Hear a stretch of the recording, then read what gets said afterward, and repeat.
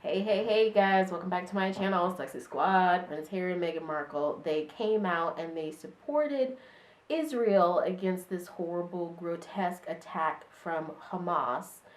Unlike some other people who are praising terroristic acts, it was wonderful to see them come out and speak. So let's listen to this. Listen to what they said. So this article is from Town and Country magazine. It says Prince Harry and Meghan Markle's Archewell Foundation is supporting organizations on the front lines in Israel. And this is from Emily Burke, and this was published October 12, 2023. It says Prince Harry and Meghan Markle have joined other prominent figures, world leaders, and members of the British royal family in weighing in on the terrorism and unfolding crisis in Israel. Pause there. I'm not going to take this time to sort of muddy the pool by talking about the fact that Prince William and Kate did the same thing. I mean, I'm not going to do it. Some other users on the internet, they talk about it, and in another video, we'll address that, okay? In this video, we are just showing appreciation for Prince Harry and Meghan Markle doing the right thing and not doing it with like, I support Israel, but Joe Biden this, and I support Israel, but Donald Trump was done wrong with this, or I support Israel, but Putin actually seems like not a bad guy, Let's not muddy the pool with any of that stuff. Okay. It goes on to say, at the Archewell Foundation with Prince Harry and Meghan, the Duke and Duchess of Sussex, we stand against all acts of terrorism and brutality. Let's dissect this a little bit. Whenever we actually hear from Prince Harry and Meghan Markle, it's just such a heartwarming occasion because the trolls have attacked them so much that we who actually like them, we don't get to hear from them very often. So, hold on, let's backtrack this a bit. We stand against all acts of terrorism and brutality. That's pretty standard, but I think that there is something really simple in there. It's simple, it's strong. At the same time, it shows strength, but at the same time, it shows compassion. And it really denounces it head on. I mean, that's what strikes me at first, is how it just goes straight into it. Reads a statement titled "With Heavy Hearts." That also, with heavy hearts. Something right now that's going on in the far right in the U.S. and in the far right in the U.K. is this continued reinforcement of grievance politics, where there's a lot of grievances about random stuff. But when people get emotional, like really emotional, from like an emotion level, deep down in your gut, human type emotion, those same far right figures will call you whiny, they'll call you a baby, they'll undermine you, etc. With heavy hearts, I feel like to a very kind of straight person, that right there means nothing to them. Take it or leave it for what it is. So it says, it goes on to say, we are supporting our partners and organizations on the front lines in Israel to provide the urgent aid needed and to help all innocent victims of this unconscionable level of human suffering. Pause right there. Pause. How many other millionaires and billionaires have you heard offer up something else outside of thoughts and prayers to Israel? Because this is actually the first, and I'm not trying to get on anybody's case right here, but this is actually the first time that I've heard someone say, "We sending money, don't worry. We got our peeps, we're going to send you what we can."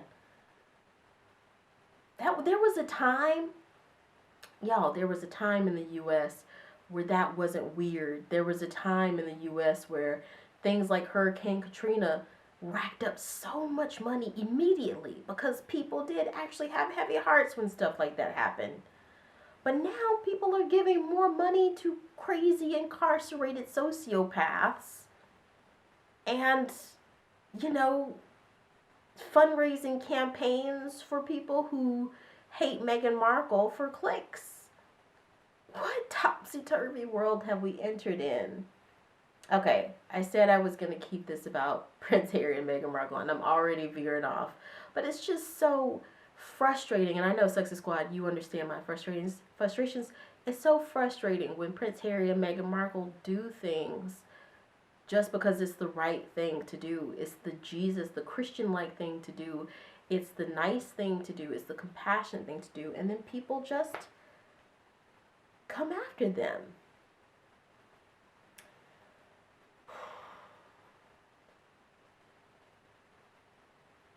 Provide the urgent aid needed and to help all innocent victims of this unconscionable level of human suffering.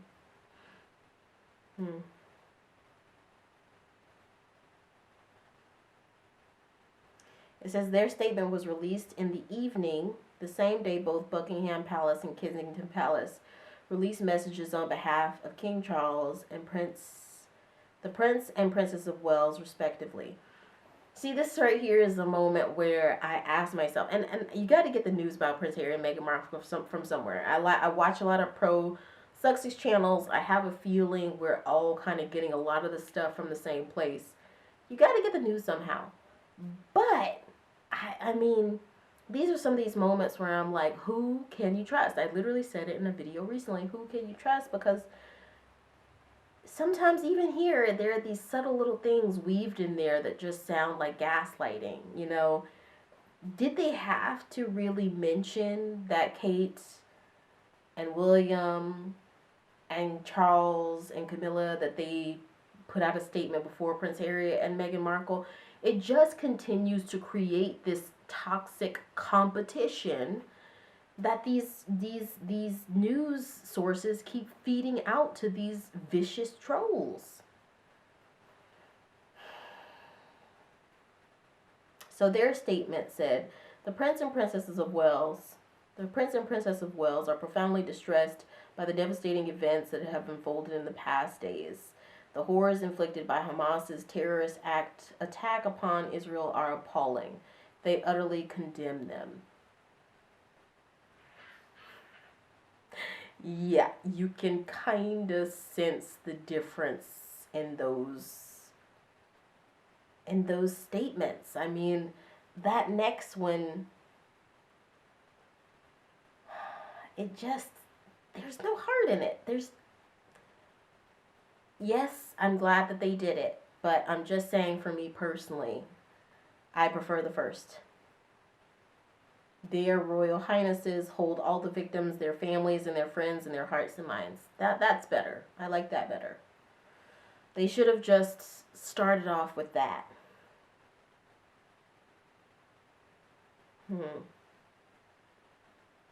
So listen to this. This is from Lipstick Alley. It says, Meghan and Harry affirm their support for Israel partners. So someone says, have you seen the media shots of Peggy Sue and KKK Mart being carried by natives, the colonizing cosplay on the Caribbean tour, KKK and Peggy Sue avoiding black and brown peoples? Now, like I said, I was not gonna come after people, but Success Squad on the internet already does it for me. Brown peoples. I'm sorry, guys. Okay, so literally recoiling, that Harry and Meghan don't see themselves representing a monarchy. Service is universal and they serve. It's like, I don't even have to say this stuff. These people gonna call me asking for royalties because I don't even have to say it. They say it for me. Somebody else says, the orange man will be very dangerous if elected again. I will wear a bag over my head. Yes, and this is all connected. Don't think that it's not. As I say all the time, the orange monster brought all of this out. He brought it all out. You know, with Barack Obama, we as a globe have reached such a great place, and this orange monster brought all of this disgusting nature out. It was already there in a lot of people's hearts, but it was dormant in many, and he really just drudged it up. So someone says the U.S. being hypocritical is literally how this country operates. It's the foundation. Now, to to give some insight, what they're responding to is someone says, it's a fact that Israel colonized and stole from the Palestinians. Israel has been terrorizing the Palestinians for too long now, while getting the approval from Western nations and the USA to continue doing so. Now they've cut electricity, water, and food from Palestine. This is a evil move from a nation that clearly has held all the resources since forcibly occupying. It's disparaging that many don't know the true extent of the war crimes and civil rights abuses that Israel has committed and continue to do so under the name of wiping out Hamas. Let's be real, they want the last remaining Palestinians out. I suspect Israel sacrificed their citizens just to reach the goal of removing the Palestinians from Gaza. It's sick that some refuse to educate themselves on the abuses committed by Israel. I feel bad for the innocent victims on both sides, but this is clearly a power imbalance, not a war. It's a fight for basic human rights at this point. I am disgusted that the USA has been so hypocritical in this situation. I've kind of felt similar sentiments. I don't agree with everything here. I think that Israel in this moment is suffering the biggest losses, and they are the victims in this situation. But of course, you have to look at this whole sort of history between Israel and Palestine. And honestly, when it happened, I had to go and sort of do some research on my own and refresh my mind. And it goes back a long time. It's not as mythical as people make it out to be, like it's been going on since the dawn of time. But at least in the last 100 years, Israel has taken some shots. Israel has taken some big shots, baby. And Netanyahu, Benjamin Netanyahu, him and Donald Trump are cut of the same cloth. You know, he has that same insert supremacist streak in him too. So, I mean, I get what this person's saying, but again, right now, the loss is on Israel's side. The shot was taken by Palestine's side. You know, two wrongs don't make it right, but I mean, it's a tough situation. And I feel like, as I've said many times before, we as human beings, we want to look at things in a very black and white way when things are nuanced. I feel like that also points also to why Prince Harry and Meghan Markle, let's go back to it one more time, because the way that was said was really, really pointed for me. The Archewell Foundation with Prince Harry and Meghan, the Duke and Duchess of Sussex, we stand against all acts of terrorism and brutality. I'm getting a light bulb like ding. That's why you guys remember at the beginning of this video, I kind of just kept saying it over and over again. I feel like in this moment right here, they're saying all acts of brutality and terrorism. Israel's taken shots in the past. Hamas has done something absolutely horrible right here in this present time. And not to mention that American soldiers have gotten swapped up in this. But what that person said is true. That dark, sordid history of colonization, it exists in Israel and Palestine, it exists in the UK, it exists in the United States. It just never ends well. Anytime where one group of people, one person tries to take dominion over another, it just does not end well. So I want to know what y'all think. Let me know, and I'll see you guys next time.